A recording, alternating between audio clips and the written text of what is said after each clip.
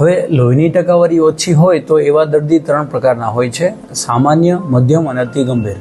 જ્યારે લોહીની ટકાવારી 9 થી 11 હોય તો એને સામાન્ય કહે છે, 7 થી 9 હોય તો એને મધ્યમ કહે છે, અને 7 થી ઓછી ટકાવારી હોય તો એને ગંભીર પ્રકારનું આપણે એનિમિયામાં વર્ગીકરણ કરીએ છીએ.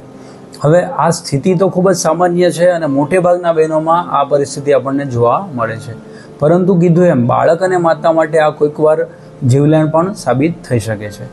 બાળક અને માતા ઉપર એનિમિયાની શું અસર જોવા મળે છે? તો પહેલાં એ સમજીએ કે લોહીની ટકાવારી ઓછી થાય તો લોહી આપણા શરીરમાં બધા અવયવોમાં ઓક્સિજન પૂરું પાડવાનું કાર્ય કરે છે.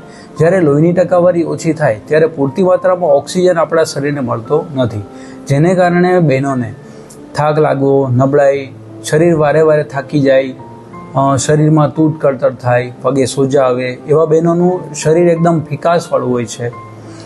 કોઈક વાર ગંભીર સ્થિતિ હોય તો અધૂરા મહિને કસોડ થવાનું જોખમ પણ હોય છે. ડિલિવરી થયા બાદ માસિક સ્ત્રાવ વધારે આવવું, અથવા તો ટાંકામાં રૂજ ઓછી આવવી, રૂજ આવવામાં વાર લાગવી, ટાંકામાં ચેપ લાગવો, આવા ગંભીર આડઅસર પણ જોવા મળે છે. અને બાળક નબળું આવવું, બાળક ખોડખાપણવાળું આવવું, બાળકનું વજન ઓછું આવવું, આવી રીતે બાળક અને માતા બંનેને આ અસર કરે છે.